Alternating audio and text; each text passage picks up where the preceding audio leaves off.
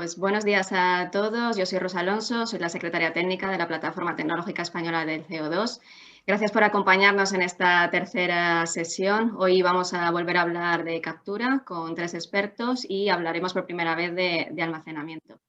Nada, unas sencillas instrucciones antes de presentar a nuestro primer ponente. Tenéis una herramienta llamada preguntas y respuestas. Ahí es donde esperamos que a lo largo de toda la jornada podáis enviarnos todas vuestras cuestiones y dudas y al final, cuando terminen todos los ponentes, pues resolveremos las mismas. Tendremos un momento para ese coloquio.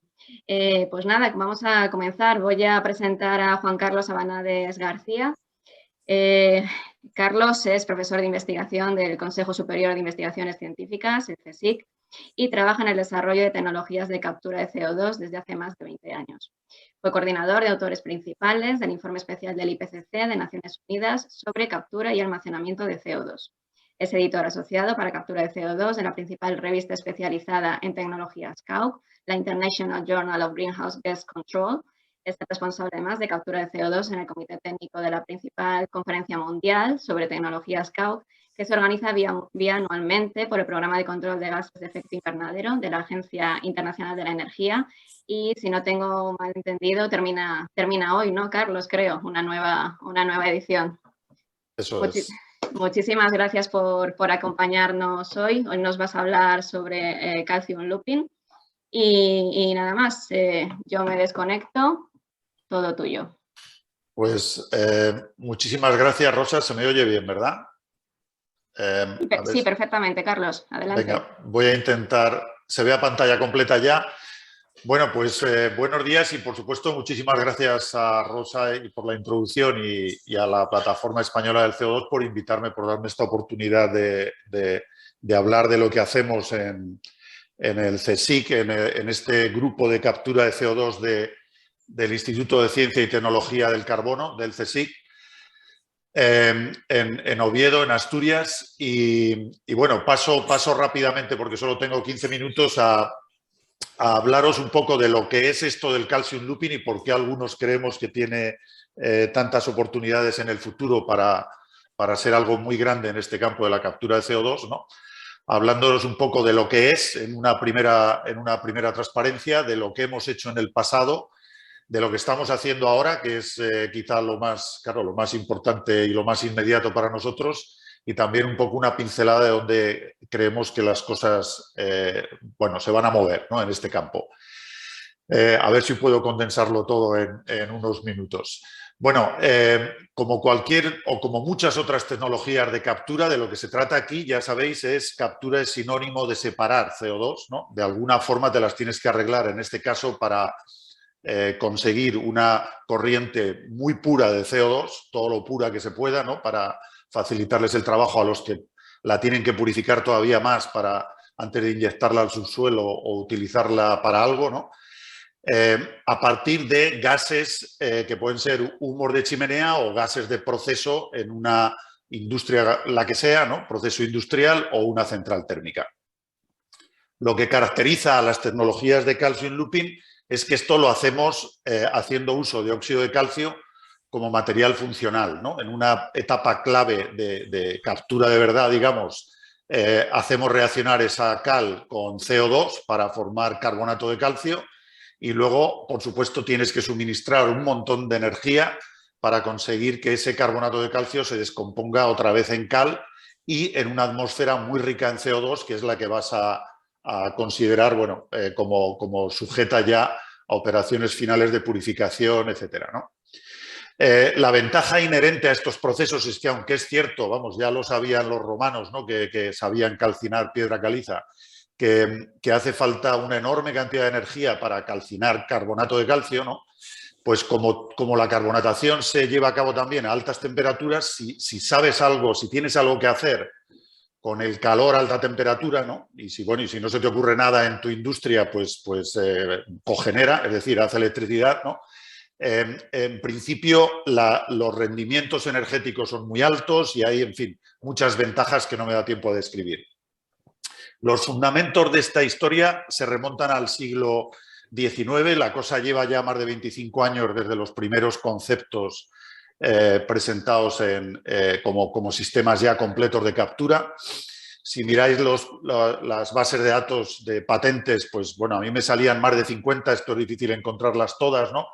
En muchos países, incluido cinco que están activas todavía del CSIC y que, en fin, nosotros tenemos todavía muchas esperanzas en ellas, ¿no? Y, por supuesto, un montón creciente publicaciones científicas y técnicas tratando de mejorar pues, muchos aspectos de esta historia, ¿no? Y, bueno, no me quiero enrollar mucho más aquí. Nosotros hemos sido muy activos en Europa en convocatorias competitivas, muy competitivas, ¿no? Para desarrollar esto hacia escalas cada vez más grandes, ¿no? Y bueno, sigue siendo la joya de la corona esta planta piloto que se construyó, fijaros, ya hace más de 10 años, ¿no? En una central térmica aquí en el norte de España, ¿no? En Asturias. Lo que veis ahí es un piloto que, se gestó gracias a esta agrupación de interés económico entre el CSIC, la institución en la que yo trabajo, y el grupo UNOSA y el grupo Endesa. Se firmó en su día un acuerdo de desarrollo tecnológico con la principal empresa del mundo en tecnologías del lecho fluido circulante, ¿no? y que bueno, de alguna forma queremos ver que se reactivará en el futuro cuando surjan las nuevas oportunidades que os voy a contar ahora. La verdad es que, de nuevo, no me da tiempo a explicar la planta piloto porque quiero ir a lo que estamos haciendo, ¿no? Y esto es un poco pasado ya. Si miráis la literatura, hay muchas cosas publicadas de lo que surgió de esta planta. Hemos acumulado 5.000 horas de operación. Bueno, la financiación, que eso a los que nos dedicamos a la investigación, pues ha sido muy importante, evidentemente, principalmente de estos proyectos europeos. Y tenemos, pues seguramente, las publicaciones más citadas en el campo este de calcium looping. Pero aquí viene lo triste un poco triste o un poco curioso, ¿no? A pesar de que íbamos en buen camino para llevar esto a escala comercial para centrales térmicas de carbón, pues de repente, algo así como hace 6, 7 años, ¿no? El sector eléctrico europeo abandonó completamente la captura y el almacenamiento de CO2 como opción de reducción de emisiones. La planta piloto que habéis visto pues, está inactiva desde el 2018, como veis ahí. Y bueno, la verdad es que las prioridades, que es de lo que quiero hablar ahora, se han movido muy rápidamente, pero muy rápidamente, al menos en Europa, hacia aplicar estas tecnologías de captura ya no al carbón, ¿no? Ni a las centrales térmicas, porque el carbón es una palabra ya maldita en Europa, ¿no? Ya están cerrándose las centrales de carbón a una velocidad sorprendente, ¿no? Y el desafío ahora es, por supuesto, aplicar tecnologías de capturas a sectores industriales que a mí me gusta decir que no tienen escapatoria, ¿no? Es decir, el sector cemento, el sector de la cal, ¿no? Y muchos otros, el sector acero, las centrales que queden quemando combustibles de carbono, por supuesto, muchas veces biomasas residuales, ¿no? que puedan traducirse en sistemas de emisiones negativas, e incluso la captura del aire, ¿no? Entonces, bueno, nuestra gran pregunta, o mi gran pregunta hoy, es si podemos adaptar esta tecnología y esta planta a estas nuevas prioridades, ¿no? Y en eso estamos. La verdad es que no os puedo decir mucho más, pero vuelvo a ser optimista porque el interés en Europa está creciendo de nuevo en temas de captura de CO2 y yo creo que esta es a la segunda o la tercera va la vencida. Bueno, os paso muy rápidamente entonces sobre los proyectos activos, ¿no? Hay uno muy interesante que está a punto de generar muchos resultados en los próximos meses, que se refiere a la aplicación de estas tecnologías de carbonatación, calcinación o calcium looping a cementeras, ¿no? Este concepto de integrar el carbonatador y el calcinador en cementeras, bueno, pues digamos, sobre el papel se ha demostrado que tiene unas ventajas inherentes muy importantes, ¿no? Que de nuevo no me da tiempo a detallar demasiado, pero que quedaros con esto, se adapta como un guante a lo que es la experiencia de las cementeras. Es decir, en la versión que se va a demostrar, si entráis en la página web de este proyecto, en una planta piloto en Italia, pues tanto el carbonatador como el calcinador van a manejar los mismos sólidos que utilizan hoy las cementeras, las mismas harinas, ¿no?, como material funcional para capturar CO2 de los gases que salen del horno rotatorio donde se hace el clinker, ¿no? Y con la misma granulometría, lo cual es un gran desafío, porque bueno, nosotros habíamos trabajado siempre con lecho fluido circulante, ahora te hacen falta reactores muchísimo más largos. Aquí tengo unas fotos de la planta piloto donde, bueno, de la cementera donde se está construyendo esto en Italia, y de la torre de precalcinación donde se instala el piloto, que lo veis ahí aumentado. Bueno, la planta esta está construida, como os decía, con el tema de COVID se han retrasado prácticamente año y medio los experimentos, porque bueno, pues era físicamente imposible incluso acceder al piloto, ¿no? Pero aquí confiamos muchísimo en el trabajo y en el liderazgo en este proyecto concreto. Lo quiero destacar de los colegas del Politécnico de Milán, en Italia, que son los que han llevado realmente el peso duro de este proyecto, ¿no? Aunque nosotros hemos tenido una participación también muy significativa, ¿no? Paso a algo donde trabajamos a día de hoy en mi grupo, y donde estamos, digamos, con la soga al cuello ya, porque el tiempo se mueve en nuestra contra, ¿no?, con los plazos vamos, a los que nos comprometemos con proyectos de este tipo. Esta es una idea que el CSIC tiene patentada, o sea que si va bien, pues soñamos con que, en fin, con tener nuestros retornos, ¿no? Y la idea es que utilizar al óxido de calcio como material funcional de nuevo, capaz de retirar el CO2, no solo retirar el CO2 contenido en los gases de horno alto, que están cargados de CO2, ¿no?, aproximadamente un 25% de CO2, sino también eliminar mediante la reacción de desplazamiento de agua, ¿no?, se llama en español, el monóxido de carbono de estos gases, que vuelve a ser un 25%, acabas pasándolo prácticamente a hidrógeno. Voy a ver si me funciona el cursor, sí. A una corriente de hidrógeno y nitrógeno, porque te has quedado en esa reacción de desplazamiento de vapor de agua y CO, ¿no?, te has quedado con el CO2 en forma de carbonato, y por tanto, al desplazar el equilibrio hacia la formación de hidrógeno, lo que obtienes es una corriente combustible ya descarbonizada, que por supuesto en el sector acero tienen muchas opciones para hacer algo con ella. Es decir, no tienen ninguna intención de exportarla a ningún otro sitio, porque ellos son grandes consumidores, por supuesto, de gases reductores e incluso de gases calientes para cualquier proceso de recalentamiento, que son muy comunes en estas acerías, ¿no? La verdad es que esto es un concepto muy diferente al de lechos fluidos circulantes. Aquí la tecnología va de lecho fijo.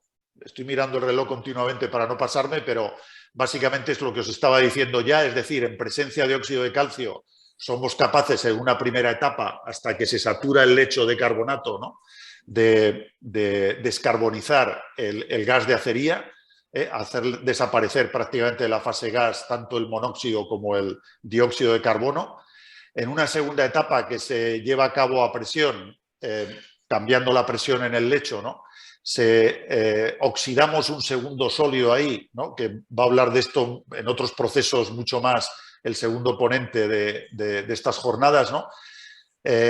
Esta oxidación de cobre a óxido de cobre nos permite prepararnos para la tercera opción clave, que es calcinar el carbonato, pero daros cuenta, sin meter nitrógeno en ningún momento al lecho, en los gases. Es decir, la reacción exotérmica de reducción del óxido de cobre es la que genera el calor necesario para descomponer el carbonato.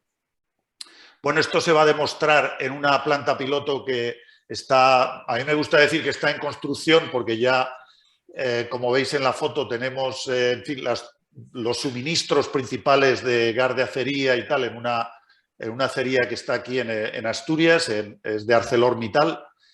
y bueno, este es el 3D actual del piloto, ¿no? Va a ser un único reactor donde vamos a estar cambiando continuamente las condiciones que os he descrito, desde captura, oxidación, regeneración, y donde vamos a demostrar pues, a una escala TRL7 ya, porque esto va a tratar, tiene una potencia térmica máxima del entorno del megavatio, ¿no?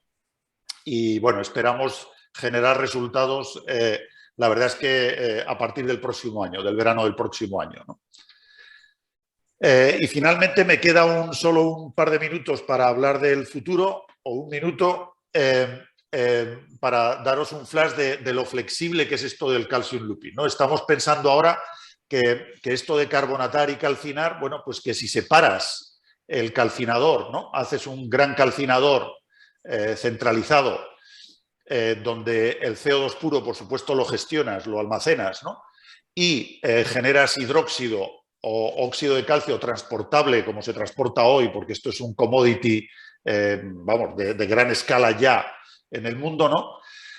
Pues bueno, pues es incluso posible, tenemos un artículo reciente donde esto se describe, la captura de CO2 directa del aire, hay una patente también por medio, ¿no? Para hacerlo de forma forzada, pero el proceso de carbonatación pasiva del hidróxido es una cosa muy conocida, y sería aprovechable para generar carbonato que, una vez transportado a la central de regeneración, por decirlo así, de calcinación, pues acabaría siendo un concepto de captura directa de CO2 del aire, como veis, ¿no? Bueno, no me da tiempo a esto, pero si echáis un vistazo a ese artículo veréis de qué va esto. Y por supuesto, pues estamos intentando, aquí no hay proyecto todavía detrás, pero intentaremos conseguirlo porque hay cada vez más interés y cada vez está más claro que hay que ir a estos sistemas de emisiones negativas y de captura directa del aire en el futuro. Entonces, esta es mi última transparencia para no abusar del tiempo. Básicamente, he dicho ya todo lo que tenía que decir, es decir, la tecnología que hace uso de dióxido de calcio como material funcional, ¿no? Para captura de CO2, pues como veis es muy versátil, ¿no? Para poscombustión, para procesos incluso de generación de hidrógeno, como hemos visto, ¿no? De corrientes combustibles, a partir de corrientes combustibles, e incluso para futuros sistemas de captura del aire. Y por supuesto todo se basa también en que las purgas de material, es decir, el material de desecho de estos procesos, pues encuentra de forma muy natural el uso en procesos industriales de gran escala, como es el cemento y el de cal, que bueno, estamos hablando de la gigatonelada, ¿no? En términos de lo que se produce de estos materiales, de 1 a 2 gigatoneladas al año en el mundo, ¿no?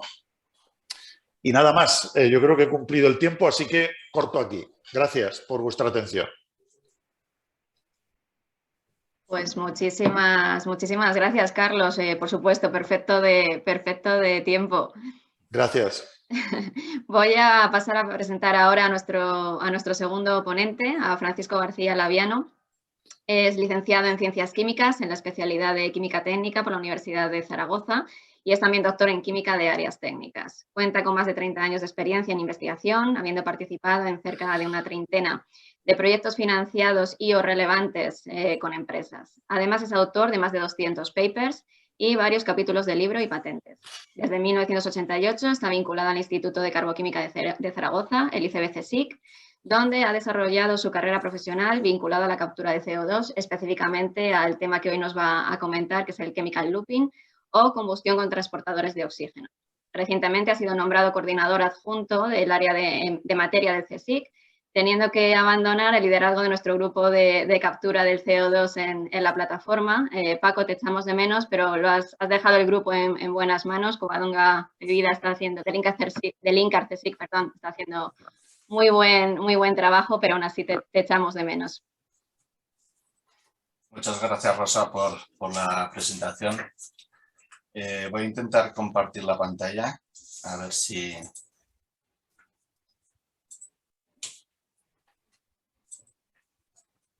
¿Se ve bien? Sí. Perfecto. Bueno, como decía, muchas gracias, Rosa, por la presentación. Ya sabes que bueno, siempre se encuentra un poco de tiempo para para este tipo de jornadas y siempre que me llamáis pues lo hago encantado. También por presentar un poco los temas en lo que estamos trabajando dentro del Instituto de Carboquímica y sobre todo especialmente pues en las tecnologías de chemical looping, ¿no? Bueno, sin más dilación, yo lo que quería es un poco comentaros la situación actual también y un poco hacia dónde nos dirigimos dentro de esta tecnología en el CSIC. Y bueno, como ha dicho Carlos, todo este tipo de tecnologías de captura de CO2 inicialmente se desarrollaron para el uso de combustibles fósiles, pero obviamente yo creo que todos que estamos en este mundillo pues nos vamos dirigiendo hacia la utilización de combustibles de tipo renovable, ¿no? Por empezar un poco a describir lo que es el proceso del chemical looping, la principal característica que diferencia esta tecnología es que cualquier reacción se lleva utilizando un transportador de oxígeno que pone en contacto el oxígeno del aire con el combustible, pero sin que exista una comunicación entre ambos productos, ¿no? En este caso, estos transportadores de oxígeno, que se basan principalmente en óxidos metálicos, lo que hacen es aportar el oxígeno que llevan, ponerlo en contacto con el combustible y en este caso, por ejemplo, como en el ejemplo de la combustión, lo que se produce al final es una corriente altamente pura de CO2 y agua sin necesidad de utilizar aire, que diluiría enormemente esta corriente por el hecho del nitrógeno, o sin utilizar oxígeno puro que procedería de una planta ASU y que sería pues más costosa. En este caso, a la salida tenemos la corriente de CO2 y agua y tras la condensación del agua tendríamos el CO2 pues, listo para su almacenamiento. En este caso, el óxido metálico, una vez reducido, obviamente hay que regenerarlo para lo que se lleva al reactor de oxidación, donde se regenera simplemente con aire. Si os dais cuenta, en el cómputo global de las dos reacciones, lo que tenemos o lo que se produce es el mismo calor que se obtendría en la combustión convencional, con la ventaja añadida siempre en este tipo de procesos de que obtenemos una corriente sin diluir el nitrógeno. Esto es lo que se denomina captura inherente del CO2 y que es una de las principales ventajas que hacen de esta tecnología de chemical looping pues una de las más favorecidas desde el punto de vista energético y económico. Otra de las principales ventajas que tiene es su gran versatilidad. Como he dicho anteriormente, nos vamos dirigiendo, inicialmente se desarrolló la tecnología para uso de combustibles fósiles, pero ya nos vamos adaptando a la utilización de combustibles de tipo renovables para introducir el concepto de lo que serían emisiones negativas si al final ese CO2 lo acabamos almacenando bajo tierra. En este caso se pueden utilizar o hemos utilizado combustibles de tipo gaseoso, líquidos o sólidos, todos de tipo renovable, y podemos obtener pues, diferentes productos dependiendo del uso final que se desee. En este caso, pues mediante la combustión podemos obtener CO2, si al final queremos producir electricidad o vapor. Si queremos ir hacia la ruta de producción de gas de síntesis, nos tenemos que basar en procesos de reformado de combustibles líquidos o de gasificación de sólidos. Y este gas de síntesis pues, realmente luego puede utilizarse bien para la producción de hidrógeno, siempre con captura de CO2, o hacia la ruta pues, de producción de biocombustibles o de la industria química. Finalmente, quiero comentaros un nuevo concepto que estamos empezando a desarrollar actualmente, que al final de la presentación daré con más desarrollada, en el que partimos de la utilización de hidrógeno verde y lo que vamos a obtener es una corriente altamente concentrada en CO que las mezclaremos en el ratio deseado para al final acabando produciendo biocombustibles.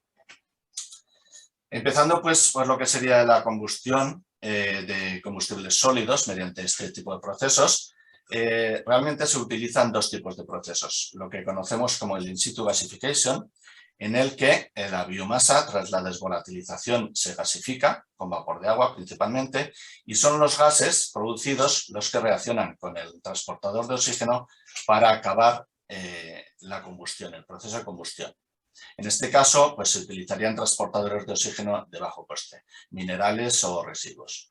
Sin embargo, también desde hace varios años se conoce lo que el proceso CLOU, que se basa principalmente en la capacidad que tienen algunos transportadores de oxígeno, en este caso son materiales sintéticos, que pueden desprender oxígeno gaseoso dentro de lo que sería el propio reactor. Con lo cual, este proceso tiene numerosas ventajas, ya que permite una mejor combustión tanto de los volátiles como del char. Es como si tuviéramos dentro del lecho millones de plantas ASU produciendo oxígeno gas. En este caso, bueno, en el Instituto de Carboquímica hemos comparado ambos procesos utilizando diferentes combustibles, pino, hueso aceituno, cáscara de almendra, a escala de 1 kilovatio, siempre dentro o intentando ir hacia el concepto de emisiones negativas de CO2 en combustión. En ambos casos se vio que era posible alcanzar capturas de CO2 del 100%. No encontramos diferencias apreciables entre el uso de diferentes biomasas respecto al proceso de combustión, pero lo que es muy importante remarcar es que en el proceso CLOU somos capaces de alcanzar eficacias de combustión del 100%. Esto quiere decir que a la salida del reactor de reducción podemos obtener corrientes puras de CO2. Posteriormente, también hemos realizado el escalado realizando experimentos en la planta que tenemos en el Instituto de Carboquímica de 50 kilovatios.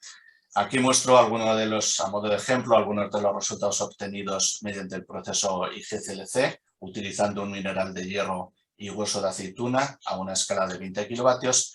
Y básicamente, pues también se demostró que es posible alcanzar eficacias de captura del 100%, aunque mediante esta tecnología, pues debido a los altos volátiles que tiene la biomasa, se necesitaban, o las eficacias de combustión, pues no eran del 100%. Sin embargo, andando en el desarrollo de esta tecnología, recientemente hemos conseguido un proyecto de prueba de concepto de la convocatoria reciente, que se ha resuelto recientemente, para el escalado y la evaluación de este tipo de procesos conectados en la generación de energía eléctrica con captura inherente de CO2. A fecha de hoy, esta tecnología se encuentra en TRL4 y lo que nos proponemos es llegar a TRL5 dentro de un par de años, como digo. Para ello, lo que vamos a hacer es desarrollar un material con propiedades CLOU basado en cobre, soportado sobre un soporte magnético que tenemos patentado, con la idea de que seamos capaces de los sólidos que salgan del reactor de reducción, recuperarlos y separarlos de las cenizas y poder volverlos a reutilizar como materiales CLOU. En este caso se prepararán alrededor de 200 kilos, los que se necesitan para utilizar en la planta de 50 kilovatios, y utilizaremos CO2 como medio fluidizante. Cambiando un poco la filosofía de lo que sería la combustión, los procesos de chemical looping también pueden utilizarse para la producción de hidrógeno mediante el reformado de biocombustibles. En este caso, esta tecnología la hemos desarrollado en base a unos contratos que hemos tenido con CTGAS-R, que es un centro de investigación vinculado con la petrolera Petrobras, y la motivación de la investigación era muy clara. Brasil es uno de los mayores productores mundiales de bioetanol a partir de caña de azúcar y por lo tanto hay excedentes, y Petrobras necesitaba hidrógeno para sus procesos de refinería. Por lo que bueno, desarrollamos el proceso de Chemical Looping Reforming a partir de bioetanol diluido, tal como salía de la planta, sin necesidad de purificación, para obtener mediante este proceso hidrógeno puro y también captura de CO2 en el proceso, lo cual introduce el concepto de emisiones negativas en este tipo de procesos de producción de hidrógeno. En este caso lo que hicimos pues, bueno, es desarrollar o testar, ver las condiciones óptimas de operación de la planta utilizando bioetanol diluido, para lo cual utilizábamos un transportador de oxígeno basado en níquel, patentado por el CSIC. Posteriormente lo que hicimos fue diseñar y entregar llave en mano una planta de 1 kilovatio para llevar a cabo este tipo de tecnología, y en un contrato posterior desarrollamos el diseño conceptual de una planta de producción de 100.000 metros cúbicos hora de hidrógeno a partir de etanol diluido por esta tecnología.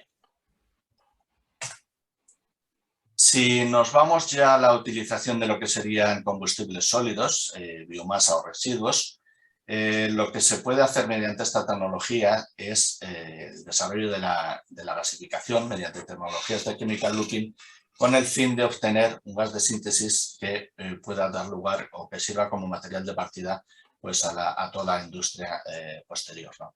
Esta tecnología la verdad es que tiene bastantes ventajas con lo que son las tecnologías convencionales de gasificación, ya que consumen menos vapor y sobre todo, especialmente es importante la reducción de los alquitranes generados, ¿no? Debido a las propiedades catalíticas del uso de estos óxidos metálicos.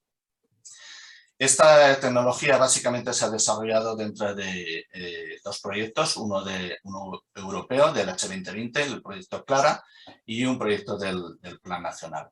Dentro del proyecto Clara lo que se trataba era de demostrar esta tecnología a gran escala, de 1 megavatio, y para lo cual se planteó el utilizar tanto paja o pino, que tras un proceso de pretratamiento y de peletización, realizar el proceso de la gasificación mediante procesos de chemical looping. El gas de síntesis obtenido se limpia y se envía a un proceso Fischer-Tropsch para la producción final de biodiesel para automoción.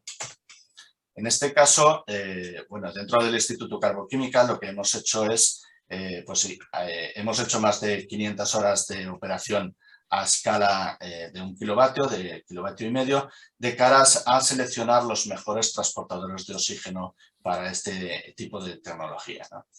Una vez seleccionados algunos de ellos, lo que hemos hecho es realizar el escalado, probar cómo se comportan en la escala de 20 kilovatios en la planta que tenemos en el Instituto de Carboquímica, de cara a definir el combustible y transportador de oxígeno que se usarán en la planta de demostración a gran escala.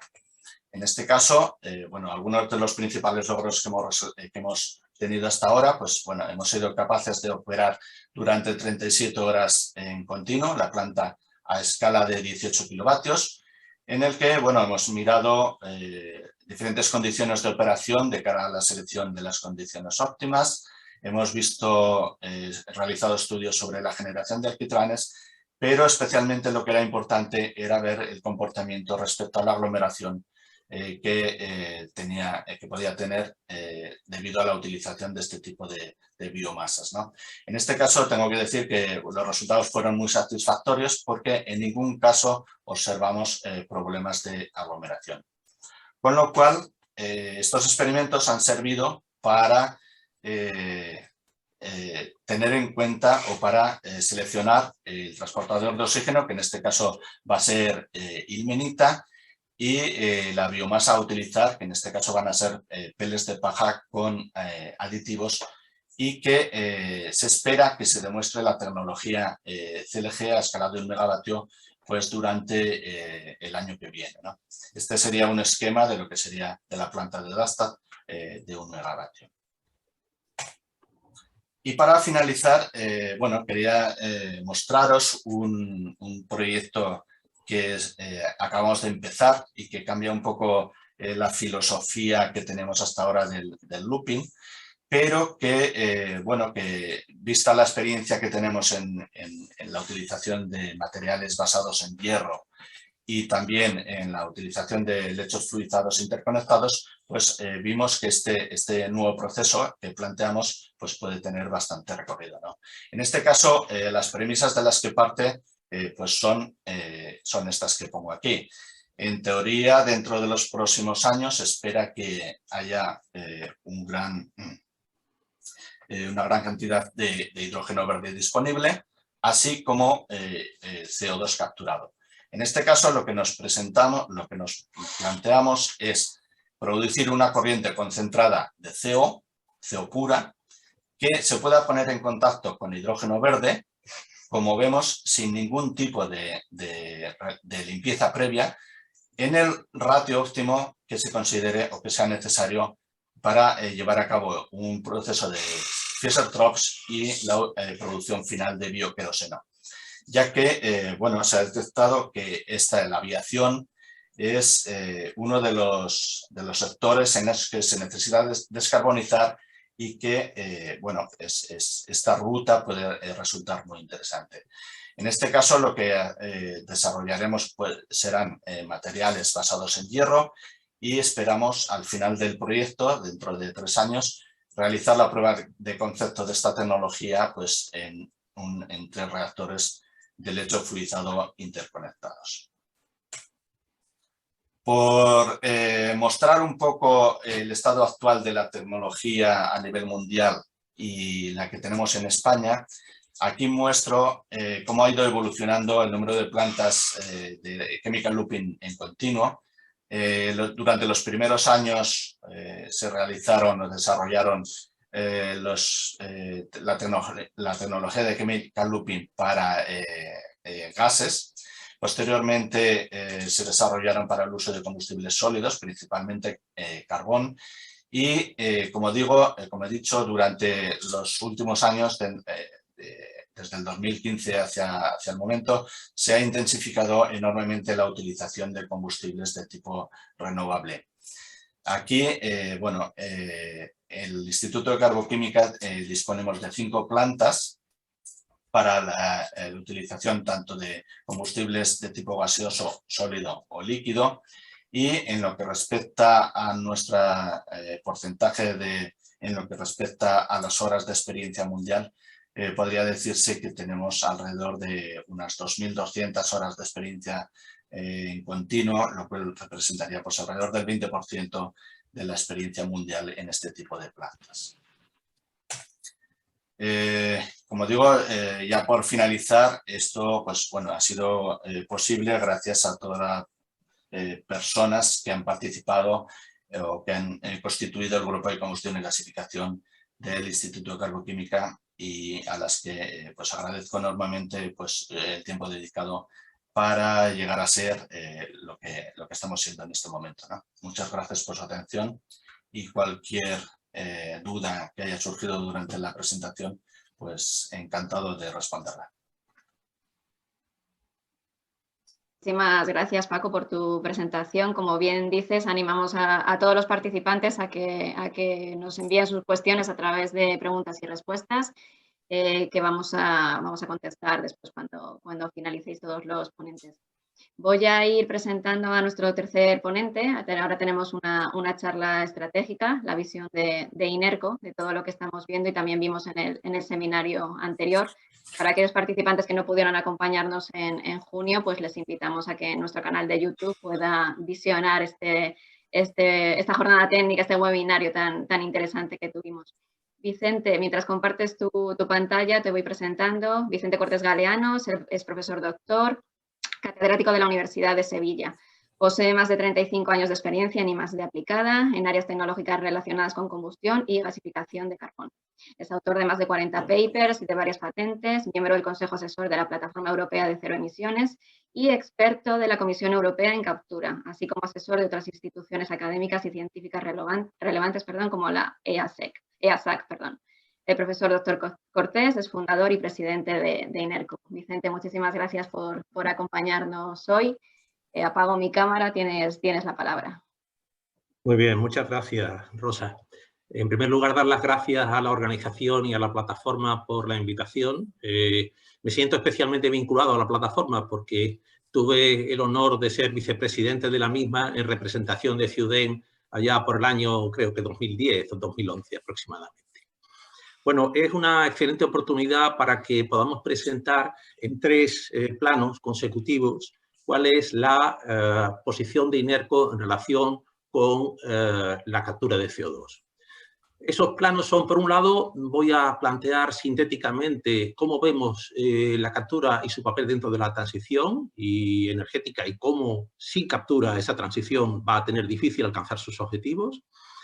Cómo eso se traduce en una visión estratégica de nuestra compañía y cómo en la puesta en práctica de las líneas de esa visión estratégica estamos empezando a trabajar en un proyecto concreto en relación con captura. Hay otros muchos más, pero en el ámbito de esta presentación este es el que tiene un encaje perfecto. De manera muy sintética, nosotros entendemos, y no es ninguna contribución nuestra, que hay 6 pilares de transición energética. Algunos discuten que el tema de la eficiencia sea un pilar de transición, pero lo que sí es relevante es que los 2 últimos bloques, la captura aplicada a fósiles y la captura aplicada a biomasa, tienen un papel absolutamente relevante, como pone de manifiesto un informe reciente de IRENA. Hay un problema con esto de los informes y es que cada 3 días sale uno nuevo. Esta mañana ha salido el de DNV, con lo cual el seguimiento de esto requiere una dedicación importante. Pero yendo a lo práctico, obsérvese que según IRENA, para conseguir el net zero en el 2050, la contribución de la captura tiene que ser el doble que la de hidrógeno, es decir, 14 más 6. 6 sobre captura y uso y 14 aplicada a biomasa. Con lo cual, eso pone de manifiesto que esa contribución merece mucha atención. Hasta el punto que nosotros entendemos que la captura tiene, y ya los ponentes que me han precedido, en particular Carlos Abanades, ha puesto de manifiesto que efectivamente hay unas líneas aquí con potencial interesante. Evidentemente, transporte y almacenamiento en aquellos casos en los que la relación coste-beneficio por precio del CO2 e infraestructuras de transporte y almacenamiento lo permitan. En industrias que Carlos le ha llamado de otra manera, yo le llamo sin alternativas demostradas, quiero decir con un TRL suficientemente alto para ponerlas en práctica comercialmente. Para producción de hidrógeno azul, en el caso de que, por ejemplo, la transformación del fósil sea un steel reforming de metano. Obtención de CO2, evidentemente, en última instancia, la captura, eso es lo que persigue. Si ese CO2 viene de biomasa y lo lleva a almacenamiento ecológico, emisiones negativas absolutamente necesarias para conseguir el net zero. Y, finalmente, como Carlos también ha mencionado, captura directa del aire. Yo digo en algún momento hipotéticamente, pero no por la viabilidad tecnológica, sino por los costes, que en este momento tienen unas cifras del orden de 5 o 6 veces, si no más, las de otras alternativas. Pero, evidentemente, eso va a avanzar y se va a reducir. De manera que, una vez hecho ese planteamiento global, nosotros entendemos que hay una contribución indispensable de la captura. Indispensable en los términos en que, si vemos con una perspectiva histórica, y también Carlos, y siento por citarlo tanto, aunque realmente eso quiere decir que nuestras ponencias estaban alineadas sin haberlo pretendido, pues venimos de una posición en donde la Comisión Europea lo potencia para la generación eléctrica con carbón, pero después de una demostración tecnológica de la factibilidad, es impracticable. Y es impracticable porque los costes son muy elevados comparativamente con la generación eléctrica con renovables. No siempre la regulación digamos, permite abordar decisiones finales de inversión con una solidez como para presentar un consejo de administración y, desde luego, la eventual dificultad de almacenamiento que espero con verdadero interés lo que nos vaya a contar Roberto Martínez Dorio a continuación, porque realmente la situación en España, desde el punto de vista de percepción social, pues puede ser un poco difícil de gestionar.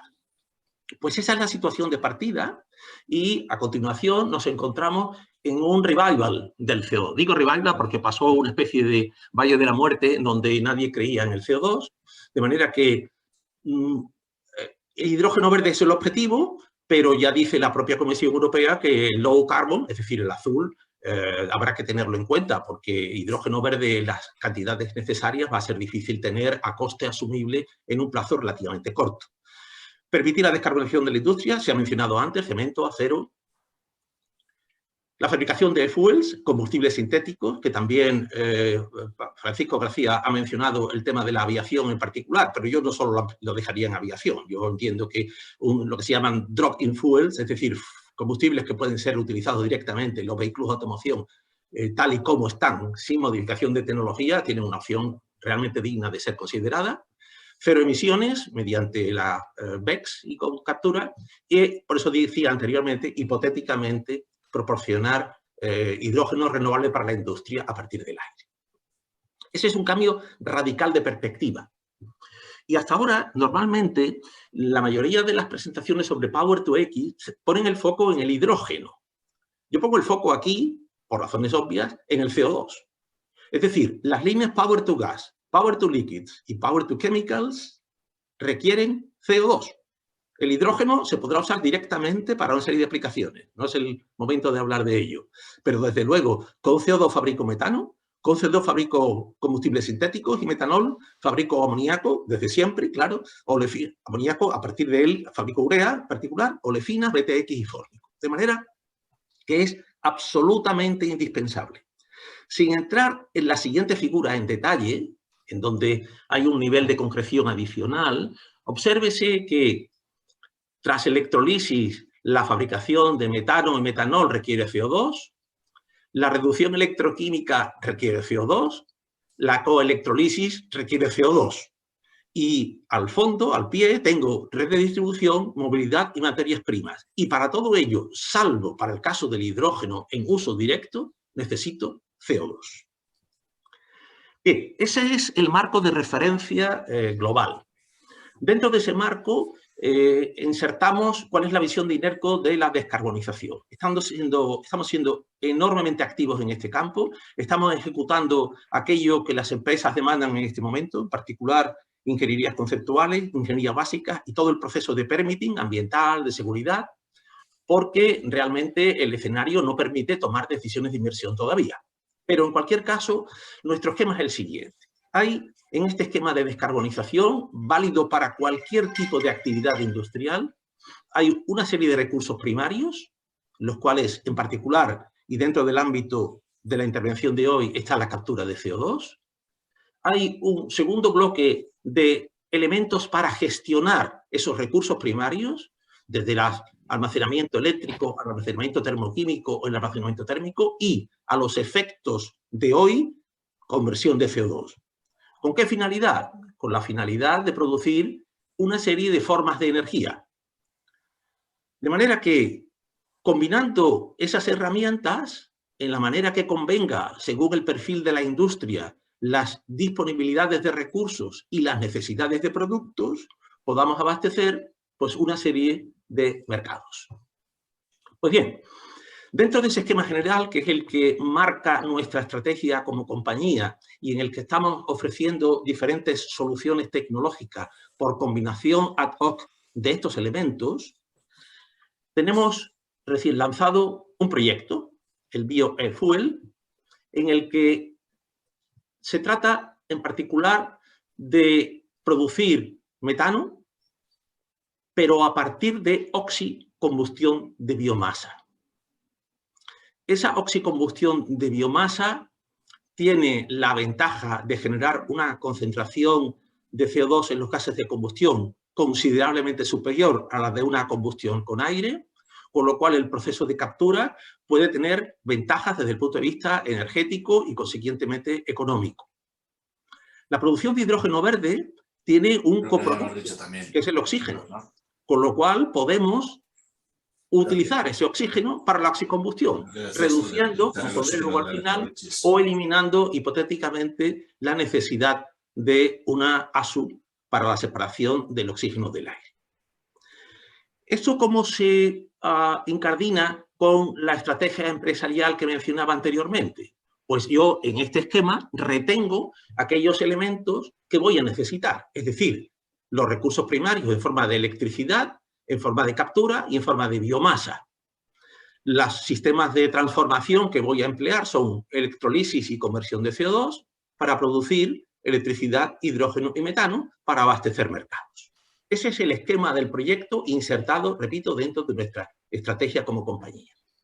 El futuro al que aspiramos es este en el que llamo la atención sobre el número de líneas circulares que aparecen aquí. Es decir, es llevar a la práctica una serie de conceptos de economía circular o de integración energética y de materiales de la planta. De manera que la caldera de biomasa procesa biomasa para obtener, por un lado, electricidad que puede abastecer al propio sistema de electrolisis, gases concentrados en CO2 en función de la proporción de oxicombustión a la que operemos y calor que va a ser útil para el reboiler, el duty del reboiler de la captura por absorción química y que va a ser útil para el metanizador con reacción endotérmica. El agua del metanizador me va a servir para complementar el agua fresca que necesito emplear para la electrolisis. Con lo cual estoy introduciendo una serie de conceptos de manera que si examino la porción izquierda de la figura tengo biomasa y electricidad renovable y por la derecha sale metano.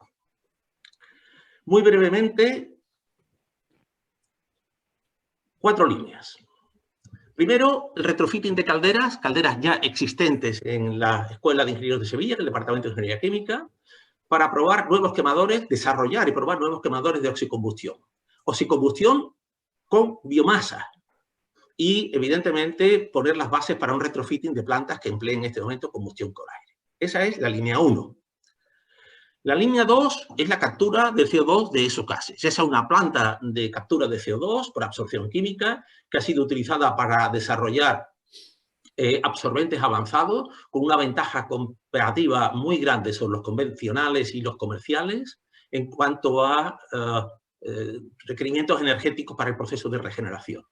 Se trata de probar qué funcionamiento podemos aspirar a tener con gases de oxicombustión de diferentes niveles y en particular de biomasa. La tercera y penúltima es la metanación. Se trata de seleccionar aquellas tecnologías más apropiadas en función de necesidad del proceso, suministro de electricidad y, evidentemente, puesto que ese proceso necesita una estabilidad y calidad de suministro, posibilidad de buffering, de almacenamiento vía almacenamiento convencional eléctrico. El proceso de metanación, que tiene un margen de mejora, antes mencionaba Carlos que la carbonatación, los primeros pasos son del siglo XIX, el proceso de metanación fue puesto a punto, descubierto por Sabatier y Senderin en el año 1902, o sea que realmente las nuevas herramientas de modelado, de diseño, de materiales, de formulaciones catalíticas, hacen que el proceso no tenga nada que ver con el original. No tenga nada que ver, perdón. En esencia sí tienen que ver, claro, es el mismo, pero prefiero desde el punto de vista de la puesta en práctica industrial. Con lo cual, se trata de trabajar en estos saltos tecnológicos de manera que la purificación del metano pueda acometerse en función del empleo final del mismo. Y final, la última línea, la línea 4, es, y ya la he apuntado anteriormente, una integración de procesos e integración energética. De manera que una optimización del consumo energético de la captura, una integración del electrolizador con la oxicombustión y una integración del metanizador con la electrolisis. De manera que en esta presentación lo que he puesto de manifiesto es, como vemos en este momento, el papel relevante de la captura dentro de una economía y una industria descarbonizada. En segundo lugar, cómo eso se traduce en una estrategia empresarial en donde estamos en proceso o ya tenemos dotación de tecnologías propias o en alianzas para poder ofrecer soluciones adaptadas a las necesidades de cada industria. Y en tercer lugar, he puesto un proyecto que ya pone en práctica una de las líneas estratégicas que tenemos en curso para poder poner en el mercado una tecnología a la que aspiramos a raíz del proyecto BioFuel a alcanzar aproximadamente un TRL 6, dado el entorno en el que se va a realizar. Y nada más, muchas gracias. Pues muchas gracias, Vicente, por ofrecernos esta visión estratégica desde INERCO. Van llegando ya preguntas que responderemos en el coloquio, pero bueno, aún así os invitamos a que sigáis participando. Nuestro último ponente, al que ya veo en pantalla, Roberto Martínez Orío, es ingeniero de minas por la Universidad Politécnica de Madrid desde 2002, año en el que ingresa en el Instituto Geológico y Minero de España para la realización del Inventario Nacional de Recursos de Metano en capa de carbón. Posteriormente se ha dedicado a la investigación de almacenes geológicos de CO2, desarrollando proyectos nacionales y europeos que han sido esenciales en el conocimiento del subsuelo español y de su capacidad de almacenamiento. Pasó posteriormente a ostentar diversos cargos de responsabilidad dentro del INME en materia de recursos minerales y energéticos, siendo redactor de numerosos informes, artículos y otras publicaciones en estas materias. Además, es el representante del Instituto en la Plataforma Tecnológica Española del CO2 y vicepresidente encargado de los grupos de transporte y almacenamiento del CO2. Y esto, Roberto, nos viene fenomenal porque hemos recibido ya una pregunta también relativa a transporte. Así que muchas gracias por acompañarnos hoy, pero por hablarnos principalmente del almacenamiento geológico. Pues muchas gracias, Rosa. Y gracias a la plataforma por organizar este evento, invitarme a él y a mis compañeros que me han precedido por sus interesantes ponencias. Yo, como ha comentado Rosa, voy a hablar sobre el almacenamiento geológico, que no lo pudimos incluir en la anterior jornada y, por tanto, pues voy a empezar por hacer una muy pequeña introducción para aquellos que no puedan estar familiarizados con esta parte del proceso y que conozcan qué es lo que se pretende hacer en la etapa de almacenamiento geológico. Una vez el CO2 ha sido capturado en las grandes fuentes estacionarias que se han mencionado con anterioridad y a través de distintos métodos de captura, y una vez también se haya utilizado todo ese CO2 capturado para los fines que se haya podido emplear, pues siempre se estima que habrá un sobrante todavía muy importante en volumen, con el que pues, lo único que se puede hacer es confinarlo en un principio de forma permanente para evitar que vaya a la atmósfera y contribuya al calentamiento global. En este sentido, la tecnología que se ha considerado como la más viable desde el punto de vista técnico es la de almacenamiento geológico en formaciones profundas. ¿En qué tipo de formaciones geológicas se puede almacenar el CO2? Pues fundamentalmente se consideran tres. Una, los reservorios de petróleo y de gas agotados. Esta es una opción bastante intuitiva, es decir, en aquellos depósitos subterráneos que se han de alguna manera vaciado para extraer un recurso, en este caso hidrocarburos, pues utilizar ese hueco que se ha generado para almacenar el CO2 resultante de la quema de esos combustibles fósiles. Una segunda posibilidad son los llamados acuíferos salinos profundos, que son formaciones geológicas similares a las mencionadas anteriormente, es decir, desde el punto de vista geológico tienen unas características muy parecidas a aquellas que han albergado depósitos de hidrocarburos, con la única diferencia que el fluido que han almacenado a lo largo de los tiempos no es un hidrocarburo, sino que es agua salada. Lógicamente, este tipo de estructuras o este tipo de almacenes son bastante más abundantes que los de petróleo y gas, pero también son mucho menos conocidos por no haber contado con un recurso económico que haya permitido previamente su exploración. Y finalmente se han considerado también las capas de carbón profundas no explotables por la afinidad que tienen los sólidos porosos por el CO2 y que se ha considerado que pueden almacenar también grandes cantidades. Sobre estas pues hay variaciones, hay distintas técnicas para su aprovechamiento. En algunos casos, en depósitos todavía en producción de hidrocarburos, se considera que la inyección de CO2 puede contribuir a recobrar la presión natural del yacimiento y, por tanto, a mejorar la recuperación de los hidrocarburos, y esto también es aplicable a las capas de carbón. Y se valoran también otras opciones de almacenamiento distintas, por ejemplo en rocas volcánicas, en las que la cinética de reacciones del CO2 con su entorno puede mejorar la precipitación de carbonatos y acelerar el proceso. Pero en principio, de cara a los primeros desarrollos de almacenamientos geológicos, siempre se han valorado las dos primeras opciones, es decir, los depósitos de petróleo y gas agotados o los acuíferos salinos profundos. ¿Por qué se consideran formaciones geológicas profundas? Pues principalmente por una cuestión, que es que el comportamiento del CO2 al aumentar la presión y temperatura a la que está sometido. Como se puede ver en esta diapositiva, un volumen 100 en superficie, en condiciones normales, cuando se ve sometido a la presión y temperatura que se puede encontrar, por ejemplo, a 1 kilómetro de profundidad, pues se ve reducido hasta un volumen 0,3, es decir, se reduce aproximadamente entre 300 y 350 veces el volumen que ocupa la misma cantidad de CO2 cuando se varían esas condiciones de presión y temperatura.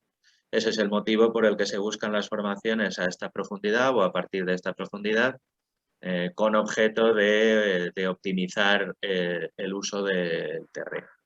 En esas condiciones el CO2 se comporta como un fluido supercrítico, que en resumen consiste en que tiene una densidad parecida a los líquidos, parecida al agua, y una viscosidad parecida a la de los gases, lo que le permite difundirse muy bien en el subsuelo, y en esas condiciones, como digo, se optimiza la operación.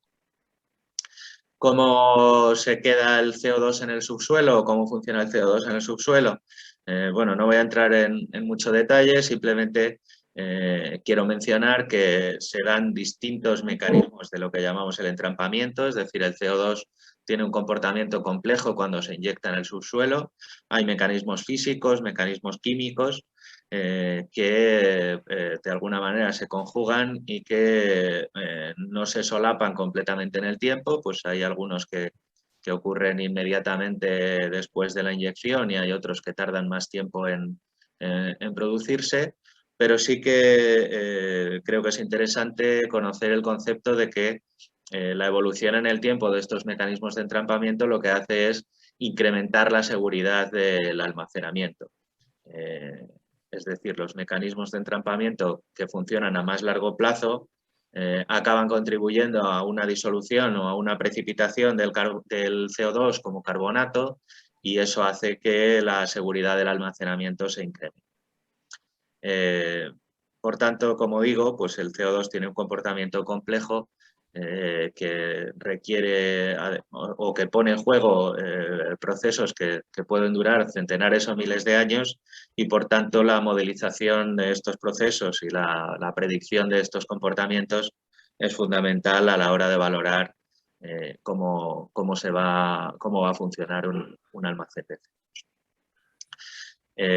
Como digo, los proyectos de almacenamiento ante este comportamiento complejo y también el comportamiento complejo de la naturaleza que no responde a modelos ideales, sino que la realidad suele ser bastante más dura que lo que ponemos en el papel, pues requiere también de proyectos muy pluridisciplinares y que tengan en cuenta muy diversos aspectos de la ciencia y de la ingeniería, ¿no? Con esto tampoco voy a entrar en el detalle de lo que compete a cada cosa, pero sí que me parece relevante conocer que son proyectos altamente complejos y costosos los que pueden dar lugar a un almacenamiento geológico de CO2 de escala industrial. En el caso de la selección de los emplazamientos para almacenamiento geológico, digamos que el ser humano dispone de las herramientas de conocimiento de la geología del subsuelo que se han desarrollado especialmente durante la exploración de los recursos de hidrocarburos, aunque también en otros ámbitos como puede ser el caso de la hidrogeología y de otras exploraciones del subsuelo. En aquellas áreas donde no hay recursos de hidrocarburos y donde no ha habido una exploración sistemática de este tipo de recursos, pues el subsuelo no está bien conocido y este Pues por desgracia es el caso de grandes áreas de España en las que pues no se ha dispuesto de recursos de hidrocarburos, la naturaleza no nos ha dotado de ese recurso y por tanto pues no tenemos un alto grado de conocimiento como puede haber en otros países de nuestro entorno. Sirva como dato, por ejemplo, que en el caso de España tenemos aproximadamente un sondeo profundo por cada 800 kilómetros cuadrados, mientras que, por ejemplo, en los Países Bajos tienen un sondeo profundo por cada 20 kilómetros cuadrados, de tal manera que su grado de conocimiento del subsuelo es muy superior al nuestro. Por ello, se necesita el empleo de muy diversas herramientas para mejorar ese conocimiento y para tratar de aportar los datos de los que ahora mismo no disponemos. En grandes rasgos o en resumen, contamos con tres grandes herramientas de exploración, que son las geológicas, los estudios geológicos de diversos tipos, los estudios geofísicos y la perforación de sondeos de exploración. Cada una de estas herramientas debe utilizarse en su escala tanto de coste como de área de trabajo y tratar de optimizar el uso de las mismas y sobre todo de las más costosas cuando así se requiere.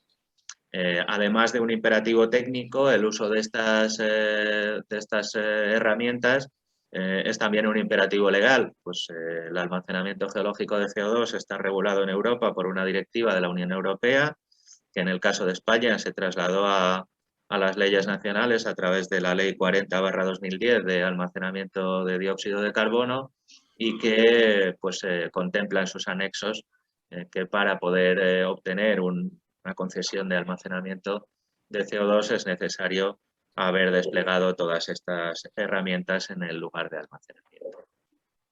¿Cuánto CO2 cabe en una determinada estructura? Bueno, pues hay diversas fórmulas de cálculo.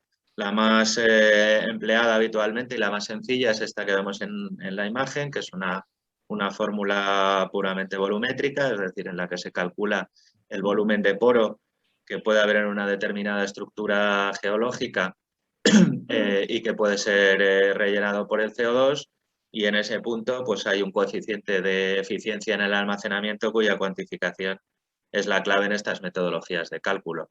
En cualquier caso, no dejan de ser estimaciones indicativas o estimaciones, digamos que con un objetivo más bien de hacerse una idea de cuánto puede caber, pues igual que en un campo de petróleo no sabemos con exactitud cuántos barriles de petróleo hay hasta que se acaba de extraer el último barril, pues en el caso de un almacén de CO2 tampoco se sabe cuál es la capacidad exacta hasta que no se desarrolle el almacenamiento y se acabe de inyectar el CO2 en toda su capacidad. Este sería el aspecto de una hipotética almacén de CO2 y para calcular ese coeficiente de eficiencia pues habría que valorar distintos parámetros físicos de ese almacén. Generalmente, y por resumir, consideramos que este coeficiente de almacenamiento está influido por la compresibilidad de los materiales que hay en juego, es decir, tanto las rocas como los fluidos de relleno, el incremento de presión admisible en el depósito, que generalmente, y por, digamos, por similitud con la industria del almacenamiento de gas, se considera un incremento de presión admisible del 10%, y finalmente la relación entre el volumen de la trampa y el volumen del acuífero conectado, que este es un aspecto bastante importante en cuanto a que si estamos conectados a un acuífero de grandes dimensiones, pues es más fácil que la presión producida al inyectar el CO2 se diluya rápidamente en el acuífero, mientras que si estamos en un acuífero pequeño y muy cercano a barreras de permeabilidad, el incremento de presión no se va a poder diluir con la misma facilidad. En cuanto al despliegue de estas tecnologías en el mundo, pues en este momento, como se puede ver, bueno, estas diapositivas del año 2020, la mayor parte de las experiencias a gran escala se están ubicando en Norteamérica, en Estados Unidos y Canadá, y luego hay pequeñas agrupaciones también de grandes proyectos, tanto en Australia como en algunas áreas de China y en Oriente Medio. Digamos que el despliegue de estas tecnologías en Norteamérica está muy ligado al primero de los ámbitos que os he dicho, el de los depósitos de hidrocarburos, en los que el CO2 se emplea frecuentemente como un fluido que incrementa la presión del yacimiento y favorece la recuperación de los hidrocarburos contenidos en ellos. En cualquier caso, el objetivo de esta diapositiva es que se vea que hay bastantes experiencias ya a escala mundial sobre este asunto. En el caso de Europa, digamos que el gran ejemplo o el alumno aventajado de estas tecnologías es Noruega, que además fue el primer país en todo el mundo donde se llevó a cabo un almacenamiento geológico de CO2 profundo, que es en el campo de Sleipner, el que vemos en el Mar del Norte noruego, en el que pues, se extraía gas natural que en el propio depósito tenía un contenido en CO2 bastante elevado y que debido a un impuesto que puso el gobierno noruego a las emisiones de CO2, la compañía que entonces se llamaba... ahora se me ha ido. Bueno, es igual.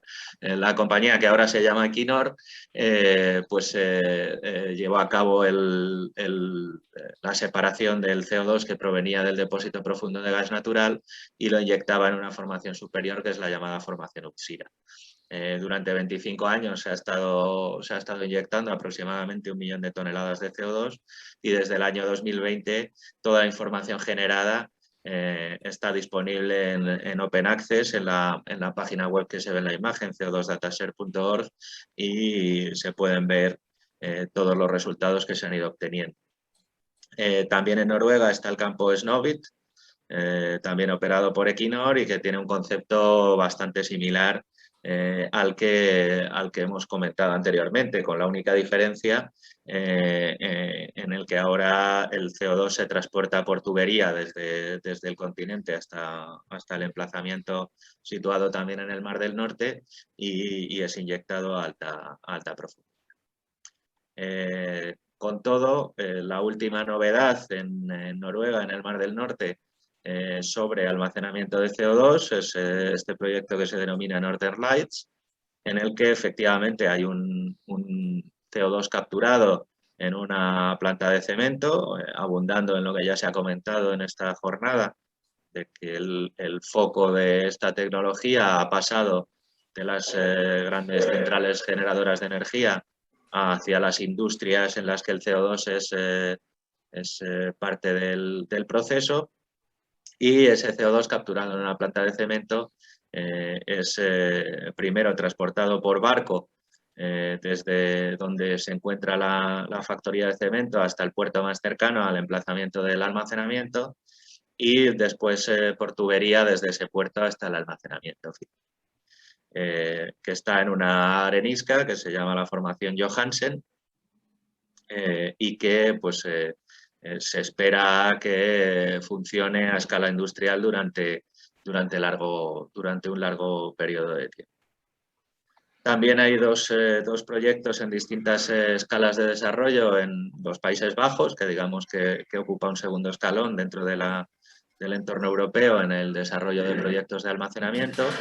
Y estos dos proyectos también incorporan, digamos, esa nueva perspectiva de que sea la industria generadora de CO2, algunas industrias generadoras de CO2, las que vayan a desplegar la tecnología de captura, transporte y almacenamiento en Europa.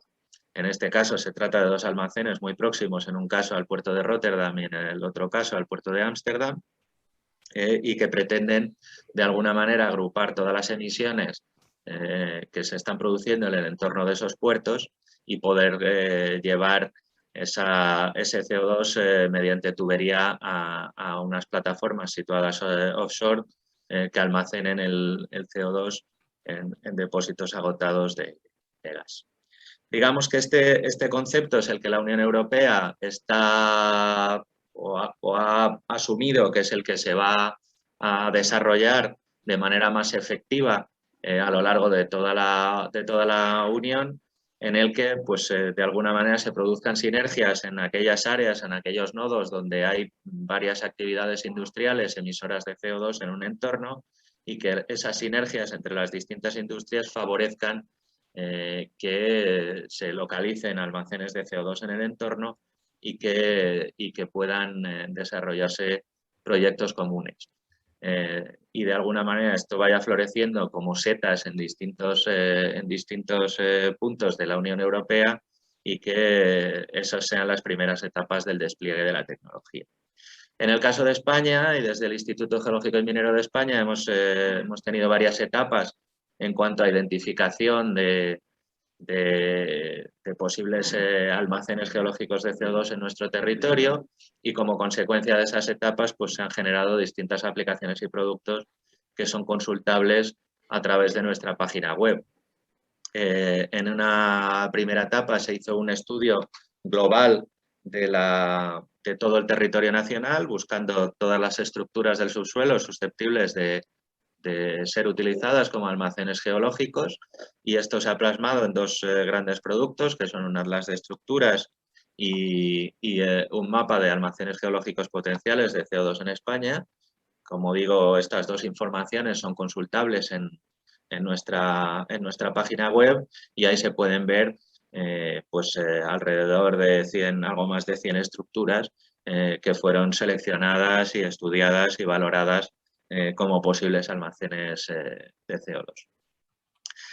Después de una etapa en la que, como también han mencionado mis predecesores, pues la investigación de estas tecnologías pues se vio bastante truncada por la crisis económica, el descenso de las emisiones derivado de ella y la falta de inversión en este tema, y también el final de las centrales térmicas de carbón y el cada vez más dudoso de las centrales de gas.